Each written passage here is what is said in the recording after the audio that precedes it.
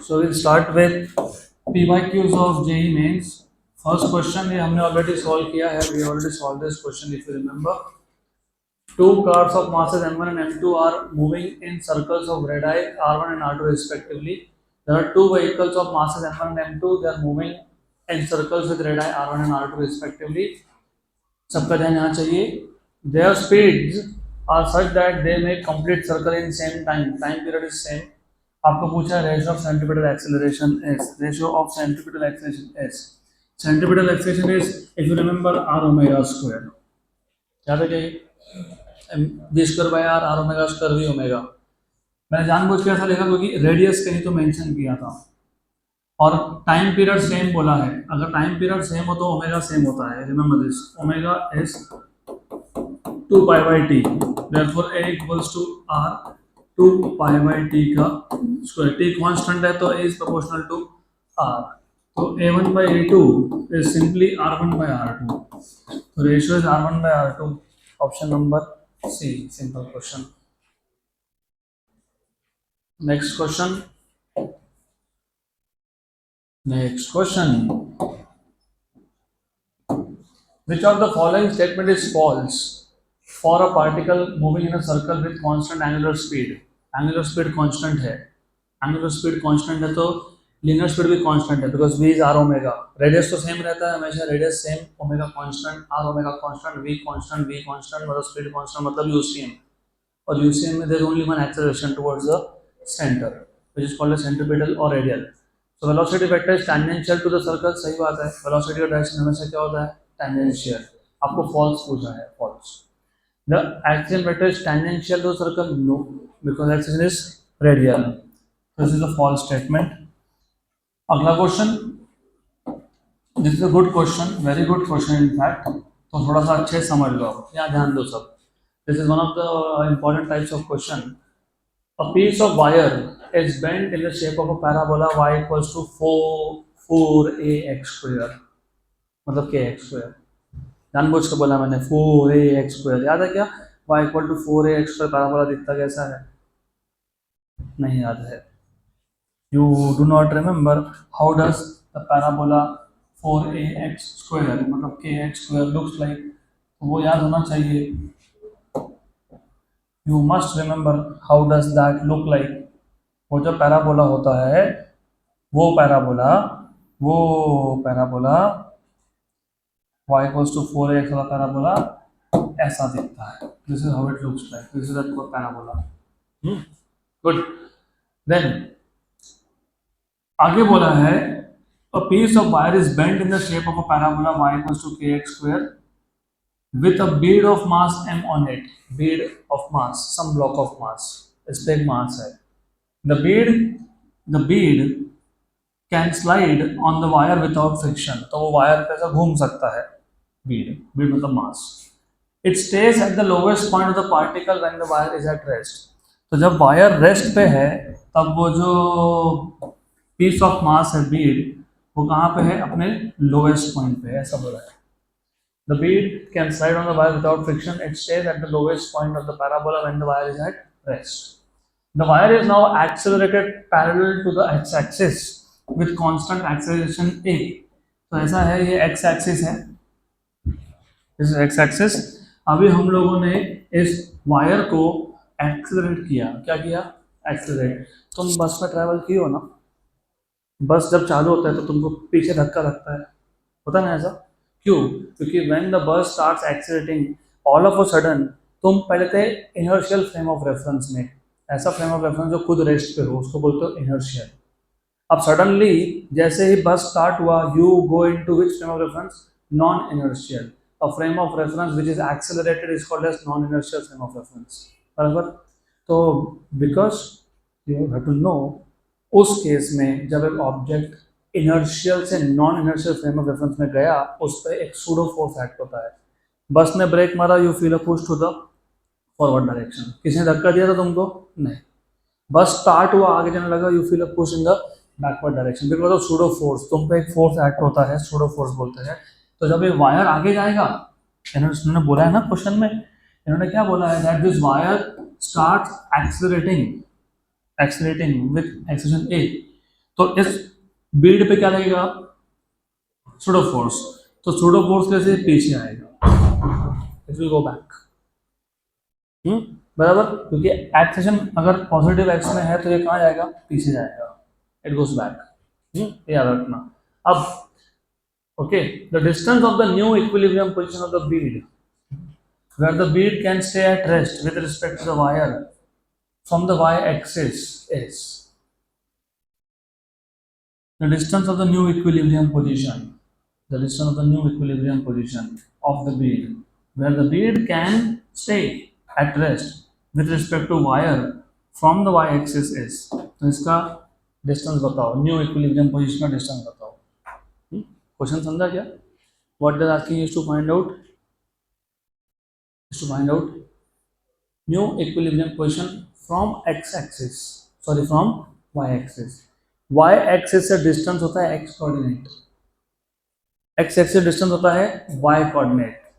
यो geometry, coordinate geometry.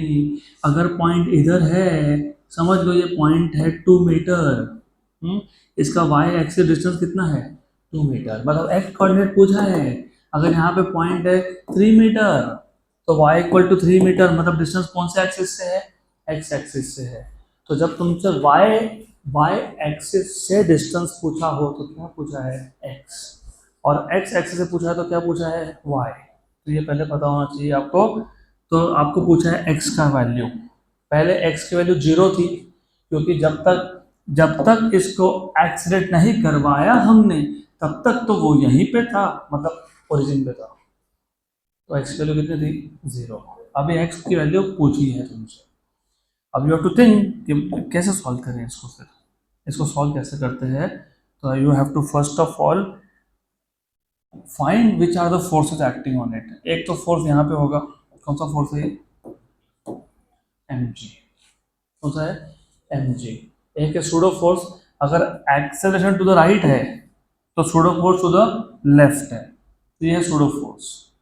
अगर acceleration a है तो सूडो फोर्स ma है, कौन है वो, ma। तो ये आपको पहले वर्कआउट करना पड़ेगा। अब आपको इसके कंपोनेंट्स करने पड़ेंगे, आपको देखना पड़ेगा कौन सा कंपोनेंट किसको बैलेंस कर रहा है, यू हैव टू सी। तो you have to work out the components of both of this, and how do you work out the components of this, this is important. तो कैसे कंपोनेंट्स कैसे करोगे, एक काम करते हैं, कंपोनेंट्स के लिए एक काम करते हैं। मैं ना इधर एक लाइन ड्रॉ कर देता हूँ, I draw this line, good, और इधर भी एक लाइन ड्रॉ कर देता हूँ हॉरिजॉन्टल। अगर मैं इसको बोल देता हूँ थीटा, तो ये भी हो गया थीटा, क्यों थीटा, वर्टिकली अपोजिट, और ये तुम्हारा बन जाएगा 90 माइनस थीटा। क्यों 90 माइनस थीटा, क्योंकि टोटल एंगल कितना था, very good, good good good good good. इसका मतलब ये कि ये जो मेरे पास MA था, MA कौन था मेरे पास, ये MA का ये एक कंपोनेंट हो जाएगा, कौन सा, MA cos थीटा, क्योंकि एंगल को लग के वो cos कंपोनेंट होता है, तो ये हो गया MA cos थीटा। और जो mg है, mg ये आ गया mg का कौन सा component, cos component, mg cos 90 minus theta. थोड़ा सा ध्यान देके, नहीं तो सब गड़बड़ हो जाएगी। ये एंगल 90 माइनस थीटा है, तो be careful with that, that is mg cos of 90 minus theta. बराबर। तो मुझे बताओ, मुझे ये डायग्राम से बताओ कौन किसको बैलेंस कर रहा है। MA cos theta is balancing mg cos of 90 minus theta. तो you can say that what you can say is MA cos theta equals to mg cos of 90 minus theta. Very good, very good, good. What is cos of 90 minus theta, sin theta, okay। तो what you have is, यहाँ पे mm तो cancel हो गया, m और m हो गया cancel out, cos of 90 minus theta become sin theta, तो a cos theta a cos theta equals to g sine theta, g sine theta, sine theta by cos theta tan theta. तो sine theta by cos theta, ये tan theta तो आएगा, लेकिन आप मुझे ये बताओ, ये उधर गया तो जी को भी यहाँ लाएंगे ना, तो a by g, a by g, equation number 1। चलो टेन थीटा लिख लेते हैं पहले। तो you got, you have tan theta equals to a by g, equation number 1, बराबर। अब क्योंकि जेई का क्वेश्चन है, तो डेफिनेटली जेई में मैथमेटिक्स के बिना काम कैसे होगा, मैथ्स लगेगा ना। तुमको ये जो कर्वेचर है इसका इक्वेशन दिया हुआ है, क्या दिया हुआ है, क्या दिया हुआ है, y equals to k x square, सही है। You see, if you pay proper attention, ये जो एम ए कॉस थीटा है और जो m g cos of 90 minus theta है, is it a tangent at that point? Yes, बराबर। What is tangent? What is tangent? No no no no, tangent is slope at that point. मैंने बताया था आपको जब कैलकुलस सिखाया था, मैंने बोला था डेरिवेटिव लेना मतलब उस पॉइंट पे टैंजेंट, और हमने मोशन मंडी में देखा ना, d y by d x is tan theta, देखा कि नहीं, d x by d t, d x by d t, position time graph का स्लोप, पोजिशन टाइम ग्राफ का स्लोप क्या कहता है तुमको, वेलोसिटी, वो क्या आता है, टैन थीटा। तो tangent at any point is derivative. Tangent क्या होता है, क्या होता है, डेरिवेटिव। किसका डेरिवेटिव, y का विद रिस्पेक्ट टू x। तो ये पता नहीं होगा तो ये क्वेश्चन ही नहीं सॉल्व होगा, क्योंकि अभी आपके पास y equal to k x square दिया हुआ है। तो आपको दिया हुआ है y equals to k x square. अब इसका मैं लेता हूँ derivative, differentiating with respect to x।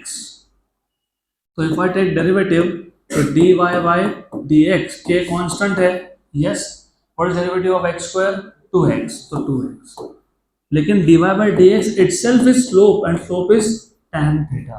यह पता होगा तो क्वेश्चन सॉल्व होगा, नहीं तो नहीं होगा, क्योंकि x फाइंड करना है। इक्वेशन में तो x आया नहीं अभी तक, तो x आना पड़ेगा ना।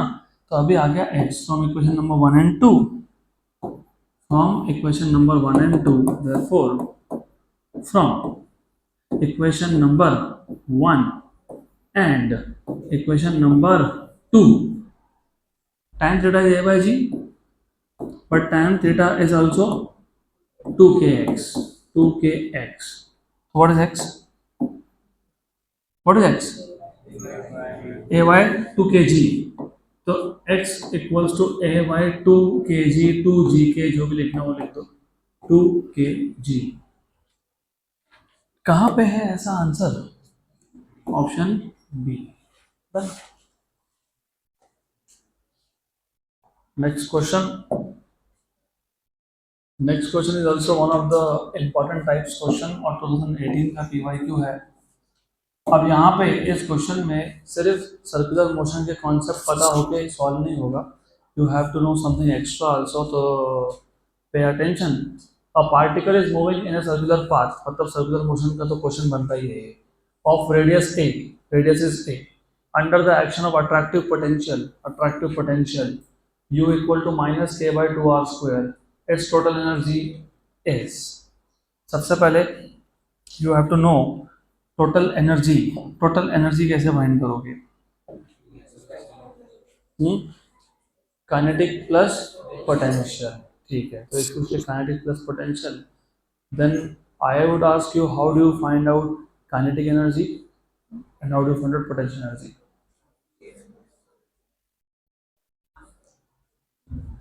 काइनेटिक एनर्जी कैसे फाइंड होगा, half half m v square, half m v square. V कैसे फाइंड होगा, वी कैसे फाइंड होगा, सर्कुलर मोशन के लिए कौन सा फोर्स लगता है, centripetal force is m v square by r, m v square by r, correct. सिर्फ 2 से डिवाइड कर दूंगा तो M v square bye 2r, और r को राइट हैंड साइड में भेज दूंगा तो एम वी स्क्वायर बाय 2 बन जाएगा, बराबर। लेकिन सेंट्रीपिटल फोर्स कौन प्रोवाइड कर रहा है ये इंपॉर्टेंट होता है। मैंने आपको कल भी बताया था कि जब आप एक स्ट्रिंग लेते हो, रस्सी, उस पर एक बॉल को बांधते हो and you make it go in circles, vertical circles, तो centripetal force is resultant of tension and weight. गाड़ी अगर रोड पे चल रहा है तो centripetal force is given by friction. Moon revolving around earth, centripetal force equal to gravitational force. यहाँ तो तुमको बताया ही नहीं ना, कहाँ बताया? सेंट्रीपिटल फोर्स कौन प्रोवाइड कर रहा है? Do you know? No, but what you know is potential. अब याद रखना, अगर आपको फोर्स निकालना है, force force force force force is always negative derivative of potential with respect to distance. Force is negative derivative of potential energy with respect to distance. ये potential energy है by the way। अब वो मुझे कैसे पता? तुमको भी बता देता हूँ। पोटेंशियल एनर्जी में डिनोमिनेटर में आर स्क्वायर होता है, पोटेंशियल में सिर्फ आर होता है। पोटेंशियल एनर्जी और पोटेंशियल ये सेम चीज़ें नहीं है, और ये हमने सॉल्व किया है chapter number 1 units and measurements. Do you remember gravitational potential और इलेक्ट्रोस्टैटिक पोटेंशियल? हमने क्वेश्चन सॉल्व किया था उससे, मैंने आपको बताया भी था what is gravitational potential and what is electrostatic potential. तो जिनको नहीं पता आप भी पता कर लो। अभी ऐसा है, याद रख लेना, जब डिनोमिनेटर में डिस्टेंस का स्क्वायर आए तो वो पोटेंशियल एनर्जी होता है, और सिर्फ आर आए तो वो पोटेंशियल होता है। और अगर आपके पास पोटेंशियल एनर्जी है तो उसका नेगेटिव डेरिवेटिव ले लो तो फोर्स मिल जाएगा। Derivative F equal to minus derivative of U with respect to r. What is derivative? What is U? Minus k upon 2r square. उसमें से k और 2 कांस्टेंट है, बाहर आ गया, माइनस माइनस प्लस हो गया k/2। डेरिवेटिव ऑफ r ऊपर गया तो r रेज टू -2। अभी r रेज टू -2 का डेरिवेटिव सबको पता होगा ही। What is x raise to n का derivative? What is x raise to n का derivative? n। x raise to n -1, तो ये हो गया आपके पास -2k और 2 भी हो गया कैंसल, तो ठीक है, -k। x मतलब इधर r है, होने ये r है, r रेज टू -3, तो नीचे आके r रेज टू 3। ये हो गया फोर्स। और ये फोर्स क्या प्रोवाइड कर रहा है? सेंट्रीपिटल फोर्स प्रोवाइड कर रहा है। क्या कर रहा है? सेंट्रीपिटल फोर्स प्रोवाइड कर रहा है। So therefore centripetal force is this force. What is, और मैं मॉड लिख रहा हूँ, mod. What is centripetal force? mv square by r. And what is this force? k by r cube। एक काम करता हूँ, हाफ से मल्टीप्लाई करता हूँ। कर लूँ क्या हाफ से मल्टीप्लाई? यस, कर लूँ ना? पक्का? गुड। तो इधर भी क्या आएगा? 2, और k बाय क्या हो जाएगा? r स्क्वायर, क्योंकि एक और एक r कैंसिल हो गया। ये कौन होता है? Kinetic energy. तो कितना हो गया? हाफ k r स्क्वायर, बराबर, correct. What is total energy? आपने ही बताया मेरे को, काइनेटिक प्लस पोटेंशियल। और काइनेटिक एनर्जी कितना आया तुम्हारा? Half k by r square. और पोटेंशियल कितना है? Half k by r square, लेकिन विद माइनस साइन, तो total energy 0। Total energy is 0। Option is A. चलो अगला क्वेश्चन, next question. It's a simple question. For a particle in uniform circular motion, UCM, तो UCM में acceleration कौन सा होता है? होता है centripetal, towards centre. Good. The acceleration a bar at a point P r theta. अभी आर थीटा क्या बताता हूँ मैं आपको। On the circle of radius r as, here theta is measured from x axis. पहले तो तुमको पता होना चाहिए आर थीटा मतलब क्या। चलो ठीक है, बता देता हूँ मैं व्हाट इज आर थीटा। अगर मेरे पास एक प्लेन में एक पार्टिकल है जो मूव हो रहा है, क्योंकि 2 डायमेंशनल मोशन की बात कर रहे हो, 2D मोशन में तो पार्टिकल मूव ही होता है, तो तुमको पता होना चाहिए 2D में 2 कोऑर्डिनेट लगते हैं पार्टिकल का पोजीशन स्पेसिफाई करने के लिए।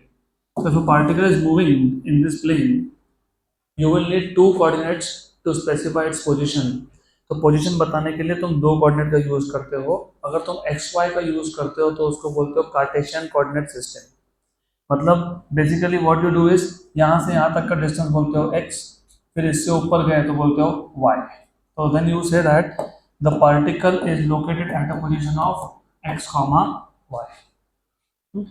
It is very similar to what you do जब आप बोलते हो लोकेशन भेज दे मेरे को। अर्थ पे भी लोकेशन अगर हम मांगते हैं तो हम कोऑर्डिनेट्स ही मांग रहे हैं। इंडिया में हम बोलते हैं लोकेशन भेजो, यूएस में जाओगे तो they don't use this word, they will say you send me your coordinates, मतलब सेंड मी योर लोकेशन। तो लोकेशन मतलब बेसिकली कोऑर्डिनेट्स। अब अगर पार्टिकल सर्कुलर मोशन परफॉर्म कर रहा होता, अगर पार्टिकल सर्कुलर मोशन परफॉर्म कर रहा है तो हम लोग ना एक्स वाई कोऑर्डिनेट यूज नहीं करते, हम लोग एक नया कोऑर्डिनेट सिस्टम यूज करते हैं जिसको बोलते हैं पोलार कोऑर्डिनेट सिस्टम। क्या बोलते हैं? पोलार। अब पोलार का मतलब क्या बताता हूँ, क्योंकि सर्कुलर मोशन ये 2D मोशन है, 2D मोशन है, 2D मोशन है, तो अगर मैं एक्स वाई यूज करूंगा तो मुझे दो कोऑर्डिनेट लगेंगे क्योंकि एक्स और वाई दोनों चेंज हो रहा है। तो हम लोग एक स्मार्ट काम करते हैं, हम लोग क्या करते हैं, हम लोग ना, हमको पता है रेडियस क्या है, कांस्टेंट है, पार्टिकल यहाँ हो, यहाँ हो, यहाँ हो, कहीं भी हो, रेडियस क्या है, कांस्टेंट है, राइट। तो मैं अगर बोलूँ पार्टिकल यहाँ पे है तो पार्टिकल का एंगल कितना बन गया, 90। यहाँ पे है तो इसका मतलब instead of using two coordinates x y बताने की जगह पे, क्योंकि रिमेंबर अगर पार्टिकल यहाँ से यहाँ आया तो एक्स और वाई दोनों चेंज हो गए, तो मुझे दो कोऑर्डिनेट बताने पड़ रहे थे। तो हमने क्या किया, हमने एक कोऑर्डिनेट को बना दिया आर जो कांस्टेंट है, और दूसरा क्या यूज कर रहे हो, थीटा। तो एक्स वाई के यहाँ पे क्या यूज करते हो, आर थीटा। इसको बोलते हैं पोलार कोऑर्डिनेट सिस्टम। ये पोलार कोऑर्डिनेट सिस्टम तुम सिर्फ तब यूज करते हो जब मोशन कौन सा हो, सर्कुलर, यूसीएम नहीं, एनी सर्कुलर मोशन। और अगर ये तो सर्कल तो 2 डायमेंशनल होता है ना, it is a 2 dimensional, right. अगर स्पीयर पे मोशन हो तो स्पीयर पे, जैसे तुम अर्थ पे रहते हो, what is shape of earth, more or less spherical, तो स्पीयर तो 3D है फिर, तो उस केस में तुम स्पेरिकल पोलार कोऑर्डिनेट यूज करते हो। Spherical polar, spherical polar, 3 coordinate होते हैं उसमें, एक होता है रेडियस, एक होता है लॉन्गिट्यूड, एक होता है लैटिट्यूड। सुना है नाम? हाँ। अब सेंटर से सरफेस तक का डिस्टेंस तो रेडियस ही रहेगा, अर्थ का वो तो सेम है, मतलब तुम अपने लोकेशन बताने के लिए दो कोऑर्डिनेट शेयर करते हो, longitude and latitude. Good good. तो भी वापस coming to the question now, ये क्वेश्चन ही बता रहा था मैं, हम बात कर रहे हैं सर्कुलर मोशन की। तो सर्कुलर मोशन में हम लोग अभी इसके आगे से जहाँ पे रिक्वायर्ड होगा वहाँ पे कौन सा कोऑर्डिनेट सिस्टम यूज करने वाले हैं, हाँ पोलार। तो we will be using polar, मतलब instead of x y we will be using r theta. और क्योंकि ये सर्कुलर मोशन है और ये यूसीएम है, तो सेंट्रीपिटल एक्सेलरेशन कहाँ पे है, टुवर्ड्स सेंटर है, और टुवर्ड्स सेंटर है तो मैं इसके दो कंपोनेंट्स कर देता हूँ ना, एक कंपोनेंट यहाँ पे कर देते हैं और एक कंपोनेंट यहाँ पे कर देते हैं, है ना। ये y कंपोनेंट है और ये x कंपोनेंट है। तुम्हारा आंसर यहाँ पे आ गया, खत्म हो गया। क्यों बताता हूँ, ये एंगल कितना है, थीटा है, क्यों, अल्टरनेट, बराबर। क्यों आ गया, y कंपोनेंट नीचे की तरफ पॉइंट कर रहा है, मतलब माइनस जे कैप, और x कहाँ पॉइंट कर रहा है, माइनस की तरफ, तो माइनस आई कैप, माइनस आई कैप माइनस जे कैप। अच्छा इधर भी है, नहीं एक ही जगह पे है ना, एक ही जगह पे है ना, ऑप्शन डी, खत्म हो गया। लेकिन फिर भी वेट, आंसर तो बताऊंगा मैं, पूरा पूरा सॉल्व करेंगे ना, पूरा सॉल्व करेंगे। ये AC है, AC सेंट्रीपिटल एक्सेलरेशन, और ये एंगल थीटा है। तो मुझे बताओ what is the x component and what is the y component, जल्दी। cos थीटा, कौन cos थीटा, हाँ ए cos थीटा, ए cos थीटा, ए मतलब सेंटीमीटर एक्सेशन की बात हो रही है, ये मतलब कौन, centimetre accession, a cos theta, ये कौन है, a sin theta, a sin theta, बराबर। What is actually in the vector form, ax i cap plus ay j cap, यहाँ पे प्लस नहीं minus, because of the direction, बराबर। What is ax, a cos theta, what is ay, a sin theta, but what is centripetal acceleration, v square by r, v square by r, तो v square by r cos theta I cap minus v square by r sin theta j cap। आ गया answer भी, done. चलो अगला क्वेश्चन, next question. यहाँ पे solve करने का कुछ भी नहीं है। A simple pendulum is oscillating without damping. What is the meaning of damping? वो भी समझ लेते हैं पहले। I'll come to this question. I think I have told you what is damping, but फिर भी वापस बता देता हूँ। Now what is simple pendulum? You have a string just like this. You have a string. उसके नीचे एक heavy metallic ball होता है।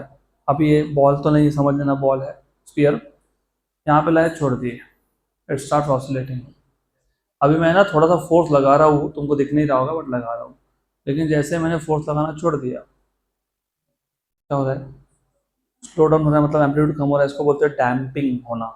तो डैम्पिंग नहीं होना मतलब उसका एम्पलीट्यूड सेम रहना। तो उन्होंने बोला without damping, without damping. When displacement of the bob is then maximum, less than maximum, displacement of the bob is less than maximum, its acceleration vector a bar is correctly shown. What is the meaning of less than maximum? What is the meaning of less than maximum?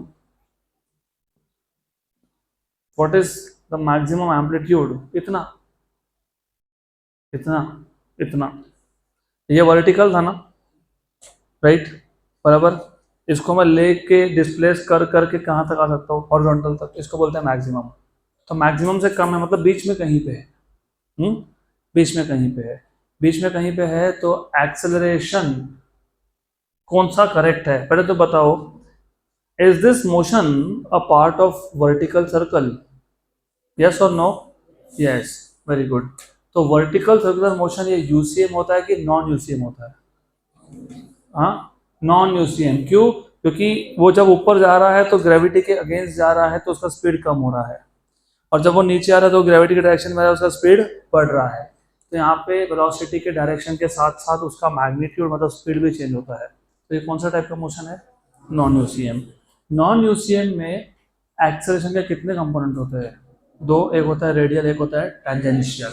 एक होता है radial, एक होता है tangential. Good. तो अब ये था rigid support, you have a string, उसके बाद देर इज अ बॉब, तो there is a bob here, bob, and then इसको तुमने डिस्प्लेस करके छोड़ दिया, डिस्प्लेस करके छोड़ दिया। And of course I will just use this diagram. हाँ, कहीं भी दिखा सकते हो, doesn't matter really, want to show it over here, show it over here, does not matter. तो ये ऐसा आ गया, बराबर। This is how it is. Now you just told me, आपने बोला कि it is a non UCM which has two component of acceleration. Let us say tangential component is here, ये टेंजेंशियल कंपोनेंट है, this is tangential component 80, and you have a centripetal component, radial component which is over here, a c या a r, जो बोलना होगा वो। Where is the resultant? दो vectors का resultant होता है along the diagonal, along the diagonal. तो ये हो गया ए बार, क्या हो गया ये? ए बार। क्या हो गया ये? A bar. Very good, this is a bar, सही है, this is a bar. Tell me the answer. खत्म। क्योंकि इधर सिर्फ एक ही कंपोनेंट है रेडियल, इधर एक ही कंपोनेंट है टेंजेंशियल, यहाँ पे है बीच में, और ये तो सीधा सीधा डाउनवर्ड्स पॉइंट कर रहा है। There is no solution to this, it is just out of understanding, कुछ देखना नहीं है वो। नेक्स्ट क्वेश्चन, ये अच्छा क्वेश्चन है, this is a good question again. A point P moves in counterclockwise direction. What is the meaning of counterclockwise? Anti-clockwise. और arrow भी दिया है, arrow anti-clockwise.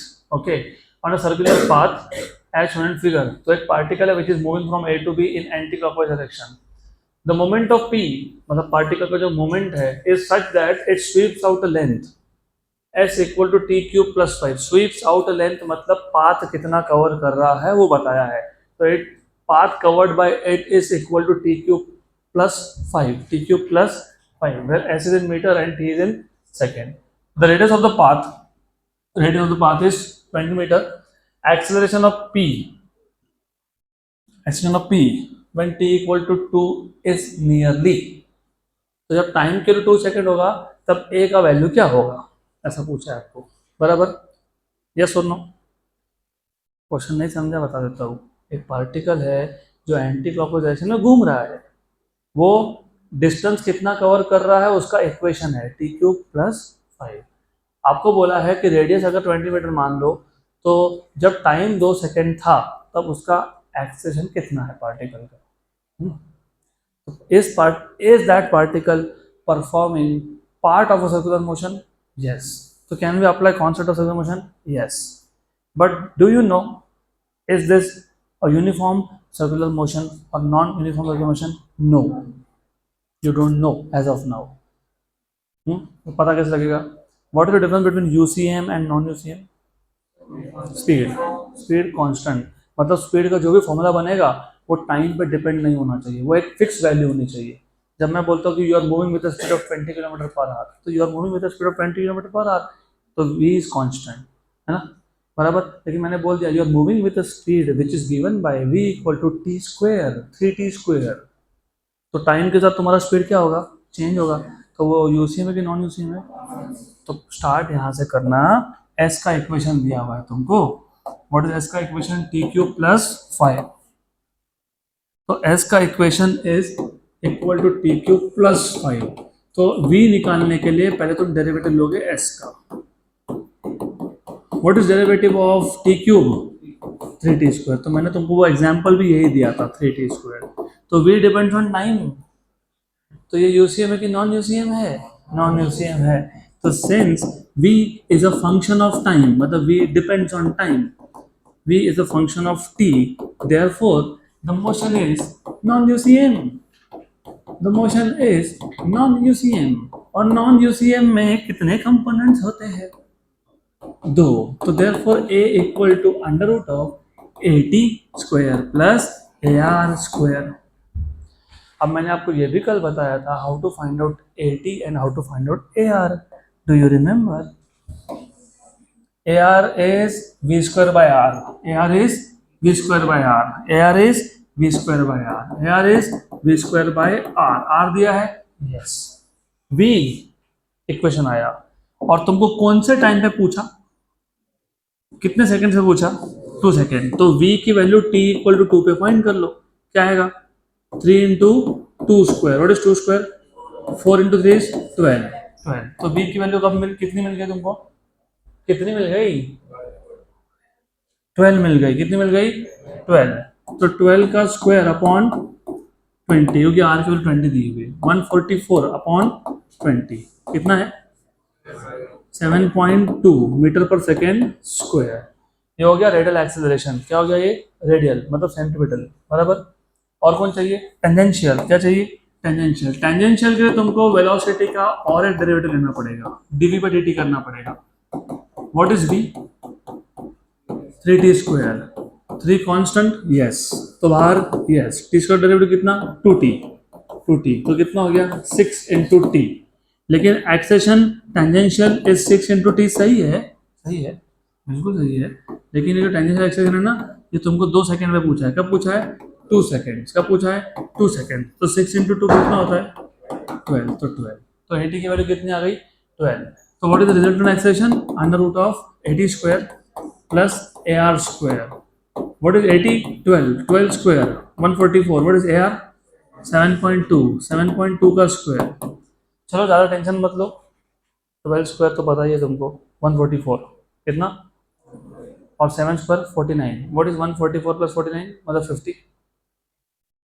अरे 144 प्लस 50 194। 194 को 196 मान लो। 196 का रूट कितना होता है? 14। 14 तो approximately 14।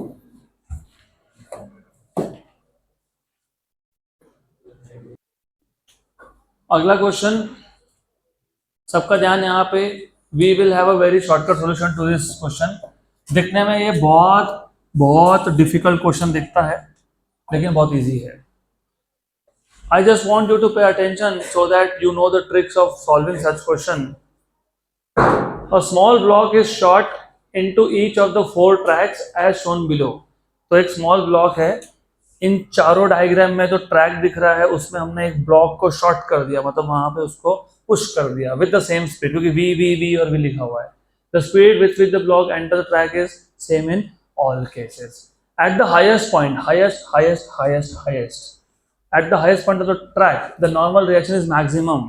Normal reaction is maximum in which of the case? चलो मैं ना इसको इसको साइड में रखो, पहले हम लोग बात कर लेते हैं इसकी, क्योंकि तुमको ये पता ही होता है VCM। अब VCM का एग्जाम्पल लेके मैं क्वेश्चन सॉल्व करके देता हूँ। VCM vertical circular motion. Vertical circular motion में हमने लिया था एक स्ट्रिंग, और उस स्ट्रिंग के एक एंड पे लगा दिया था एक बॉल, बॉब बोलते हो जिसको तुम, मेटालिक बॉल होता है वो, ओके। और हाईएस्ट पॉइंट पे, कहाँ पे हाईएस्ट पॉइंट पे, कहाँ पे हाईएस्ट पॉइंट पे कौन से फोर्सेस एक्ट होते हैं बताओ?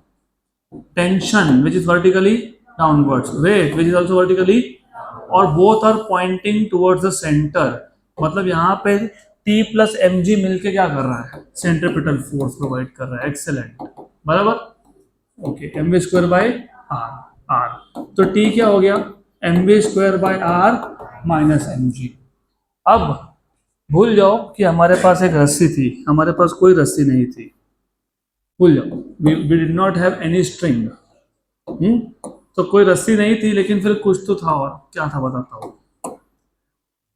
अब इंस्टेड ऑफ दिस एक बॉल है जो इस सर्कुलर स्पीयर में घूम रहा है, स्पीयर में। तो ये बॉल सरफेस के साथ कांटेक्ट में है, तो जब भी सरफेस के साथ कांटेक्ट में हो तो सरफेस पता है एक नॉर्मल रिएक्शन नाम का फोर्स लगाता है। क्या लगाता है? Normal reaction. और इसका खुद का वेट भी कहाँ पे है? नीचे। तो यहाँ पे कौन कौन प्रोवाइड कर रहा है सेंट्रीपिटल फोर्स?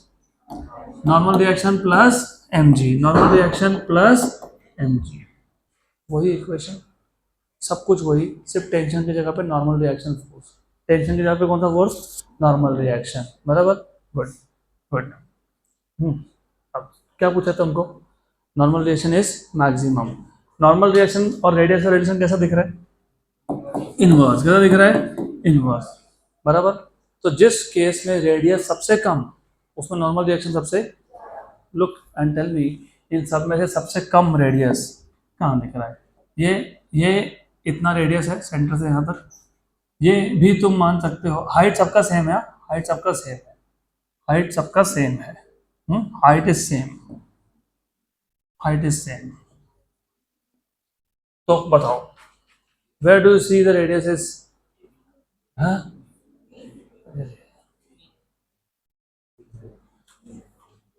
रेडियस सबसे कम डी कहाँ पे? डी, चेक करो, ऑप्शन चेक करो।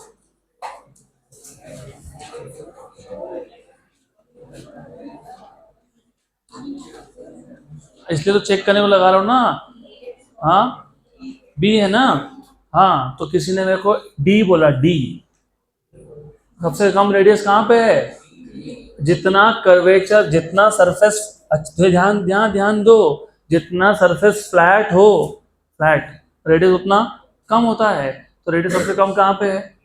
बी। थोड़ा डायग्राम को भी चेंज करना चाहिए, बट ठीक है, एनीवेज। तो you have to understand here radius is minimum, तो नॉर्मल रिएक्शन इज मैक्सिमम। तो ऑप्शन क्या आएगा?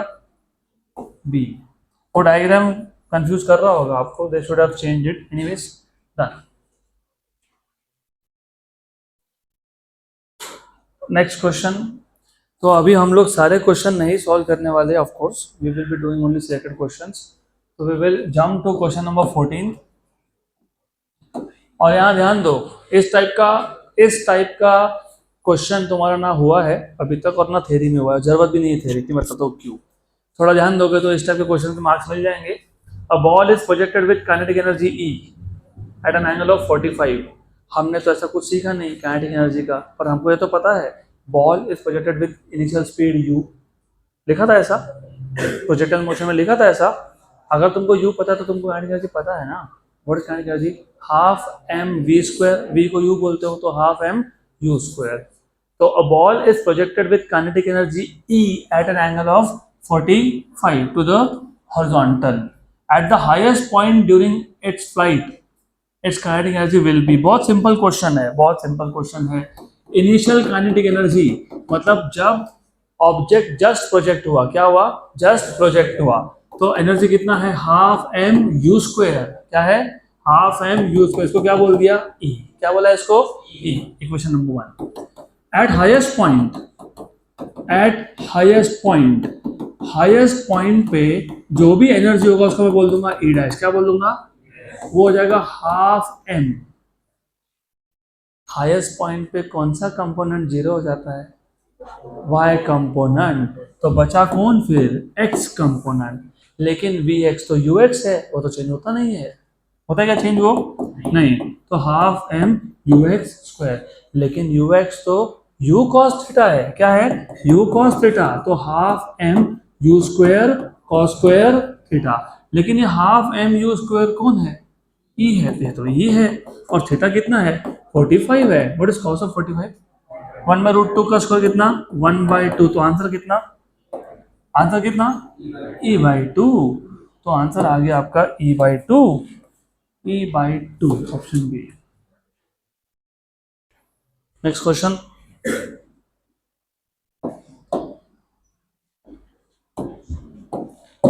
a ball is thrown from a point with speed v0, at an angle of projection theta. From the same point and at the same instant a person starts running with constant speed v0/2। जिस point से ball throw किया उसी point से the person start running with speed v0/2 to catch the ball. Will the person be able to catch the ball, if yes then what should be the angle of projection. Okay, अभी yes yes yes तीन जगह, तो पहले yes समझ के कर लेते हैं। तो बॉल को थ्रो किया 30 डिग्री पे, 60 डिग्री पे या 45 पे, ऐसा पूछा है तुमसे। कितने स्पीड से थ्रो किया, थीटा, v0, ओके, कितने स्पीड से थ्रो किया, v0, कितने एंगल पे थ्रो किया, थीटा। तो you have to know this is x, this is y, and then the person throws ball with a speed of, for the speed of projection is v0, and the person himself starts running with a speed of v0/2, v0/2, right, correct, good। तो will the person be able to catch the ball, चलो मान लेते हैं हाँ भाई catch कर लिया उसने। तो you have to understand, जितने टाइम में इस प्रोजेक्टाइल ने अपना रेंज खत्म किया उतने ही टाइम में ये पर्सन यहाँ से यहाँ आया। मतलब range is equal to distance travelled by the person, है ना, यहाँ से थ्रो किया, वो बॉल वहाँ गया, तब तक पर्सन भी वहाँ पहुँच गया। तो you have to understand that range equal to distance travelled by the person, okay, good. What is range, हाँ, u square sine 2 theta by g, इधर u को v0 बोला है तो v0 square sine 2 theta by g, और person is running with constant speed, s equal to ut plus 1/2 square में a की value 0 कर दो क्योंकि स्पीड कांस्टेंट है, a क्या है, 0 है, देयर इज नो एक्सेलरेशन। तो s इक्वल टू ut बचा, क्या बचा, ut, क्योंकि कांस्टेंट स्पीड है, ut, ut, ut, याद रखना ut, ut, ut, ut, ut, u कितना है, v0/2, क्योंकि पर्सन का स्पीड कितना है, v0/2। कितने टाइम में बॉल यहाँ से आया, टाइम ऑफ फ्लाइट, हाँ कि ना, हाँ, टाइम ऑफ फ्लाइट तुम क्या लिखते हो, 2u/g। तो एक काम करना, एक काम और कर लेना, फिर करते ही हो तो और एक काम कर लो, इसको 2ux uy/g लिख दो। किसको, किसको, रेंज को, ऐसा लिख दो। क्यों, क्योंकि फिर ये टाइम ऑफ फ्लाइट में वो एक uy हो जाएगा cancel. Very good, good good good good good good good. तो you have 2ux uy/g equals to v0/2 2uy/g। तो cancel cancel cancel cancel cancel cancel, हाँ कि ना, हाँ, देख लो कोई गलत कैंसल तो नहीं होगा यहाँ, बराबर है। What is ux, u cos theta, u को क्या बोला है, v0, तो v0 cos theta equal to v0/2। अरे g कैंसिल हो गया, जी हुआ ना कैंसिल, हाँ, ये भी हो गया कैंसिल। तो व्हाट इज cos थीटा, 1/2। तो व्हाट इज थीटा, 60। एक बार वेरीफाई कर लो ऑप्शन ए आ रहा है क्या, आ रहा है ना। तो ये सबसे simplest way of solving this question है, done. So we'll go ahead with home-based JEE mains के PYQ. Next question.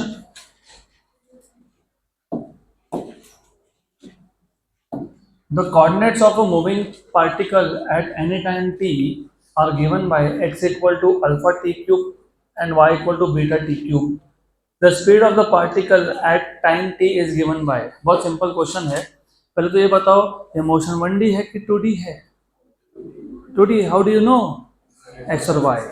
अच्छा, तो अगर अगर 2D है तो what is, how do you find out speed of a particle, instantaneous speed of a particle?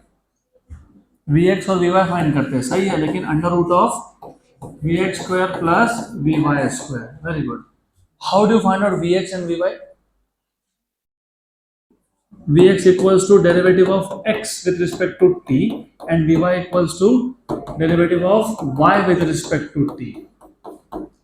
तो Vx equals to ddt of x alpha t cube का derivative and Vy equals to ddt of beta t cube. Right, alpha constant, beta constant, T cube का derivative कितना होता है? 3t square. Right, ये हो गया Vx और ये आ गया आपका 3 beta T cube T square. Good. Same beta बाहर, टी क्यूब का 3t स्क्वायर. तो ये दोनों इक्वेशन हम लोग इक्वेशन नंबर 1 में सब्स्टिट्यूट कर लेंगे और हो जाएगा. From 1 to 3, from 1 to 3 you have v equals to under root of vx square. Vx is 3 alpha t square का square. And you have plus 3 beta t square का square. क्या क्या कॉमन है? 3t square. तो 3t square का square common है. अंदर क्या बचा? Alpha square plus beta square. ये बाहर आ गया तो 3t स्क्वायर का रूट आ गया 3t square under root of alpha square plus beta square. So 3t square under root of alpha square plus beta square. चलो अगला क्वेश्चन, नेक्स्ट क्वेश्चन. तो अगर आपको ए पूछा होगा, ए एक्सेशन, तो इसका डेरिवेटिव ले लेना. कभी कभी वैसा भी पूछते हैं, what is the velocity at t equal to 2. तो put t equal to 2. 2 square is 4, 4 into 3 is 12. Next question. A projectile is projected with kinetic energy k if it has the maximum possible horizontal range. Projected with kinetic energy k if it has maximum possible, maximum 45 degree, then its kinetic energy at the highest point will be. हो गया ना question खत्म? Question खत्म हो गया. खत्म. अरे अभी जो देखा था, इनिशियल काइनेटिक एनर्जी क्या होता है? Half m square. बराबर. ये काइनेटिक एनर्जी इनिशियल होता है, इसको इनिशियल को k बोला है. बराबर कि नहीं? हाईएस्ट पॉइंट पे अभी देखा था हमने, हाईएस्ट पॉइंट पे क्या करते हो? Half m ux square. क्या करते हैं? What is ux? u square cos square theta. हाँ कि ना? How much is this? k. Theta कितना है? 45. What is cos of 45? 1/2 का स्क्वायर 1/4. तो कितना आ गया? 0.25 है ना? नहीं ध्यान है कि नहीं चेक कर रहा था ना मैं. चेक करना चाहिए. cos ऑफ 45 1/√2 उसका, हाँ, तो 1/2 तो कितना हो गया? 0.5 के. 0.5